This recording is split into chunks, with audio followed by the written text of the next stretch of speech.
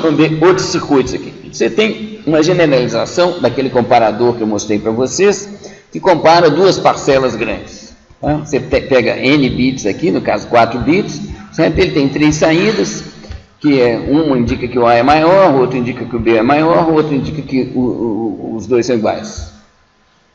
Bom, esses aqui, se você quiser entender o funcionamento interno, você tem a explicação toda na apostila e tem o circuito lá para vocês examinarem.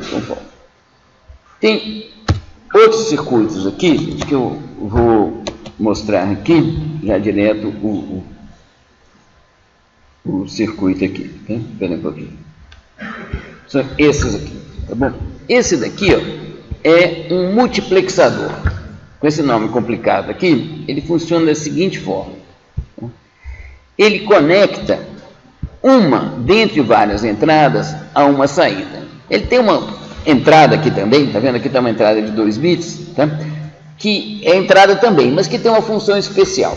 A função dela é designar qual dessas entradas está conectada a isso daqui. Ou seja, um multiplexador é uma espécie de uma conexão flexível, sabe? De cabos. Tá bom? No caso aqui, ó, está 3, tá bom? 1, 1 aqui. Então, se eu faço aqui 0, 1, passo 0 para 1, tá vendo? Essa entrada aqui está conectada à saída.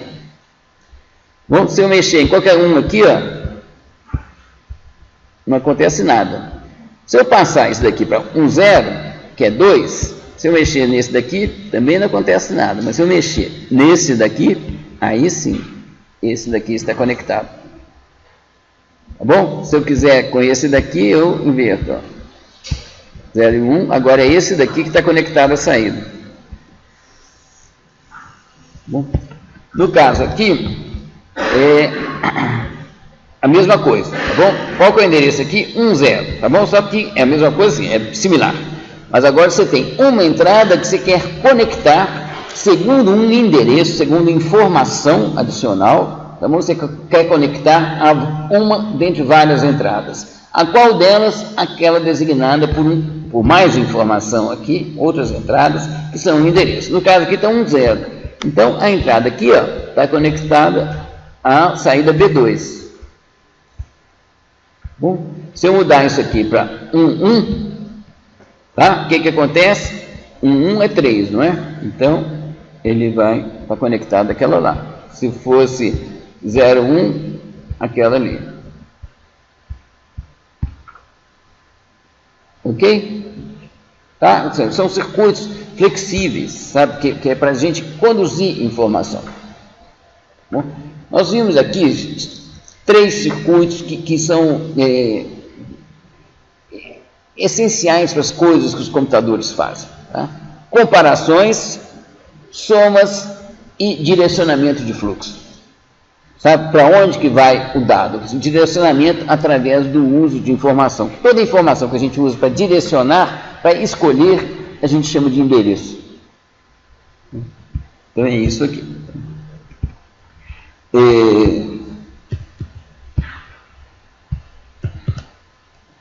Resumindo aqui, gente.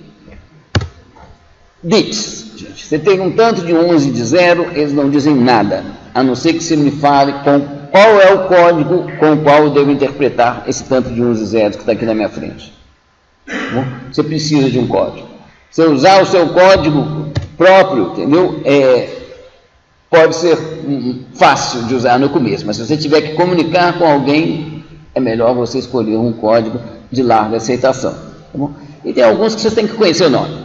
Deve saber o nome, mesmo você consulta a tabela, tem uma tabela do ASCII lá no site para vocês e tudo. Mas você tem que conhecer, saber que existe ASCII, existe complemento de 2, existe ponto flutuante, existe padrão I3E754, são coisas assim que fazem parte da cultura de quem lida com computadores. Bom, outro ponto fundamental da aula de hoje, gente, foi que eu acredito que pela soma aqui, gente, vocês viram que dá para fazer muita coisa com AND/OR, NOT AND/OR. Tá bom? Na próxima aula nós vamos aumentar ainda mais esse nosso poderio com o uso de circuitos sequenciais que tem em memória. Tá bom? Mas só com circuitos combinatórios, que foi o que a gente viu hoje, onde a saída só depende das entradas, já dá para a gente fazer um tantão de coisa. A gente foi uma primeira amostra do que é possível fazer com essas operações. Tá bom? Como extra, a partir de uma tabela da verdade, a gente consegue extrair uma expressão lógica e, portanto, um circuito. Isso a gente consegue fazer para tabelas da verdade com poucos bits de entrada. Bom, se tiver muitos bits, 64, por exemplo, a gente não consegue, fica infactível. Bom. E para esses casos, você tem que explorar alguma regularidade para você conseguir fazer a transformação que você deseja aos poucos. Então você tem que ter um algoritmo para conseguir fazer aquela transformação. Bom, que a força bruta da tabela da verdade que a gente usou não funciona porque o número de combinações é explosivo. E outros circuitos importantes, comparadores, multiplexadores e demultiplexadores. Ok, gente? Então, é isso a aula de hoje.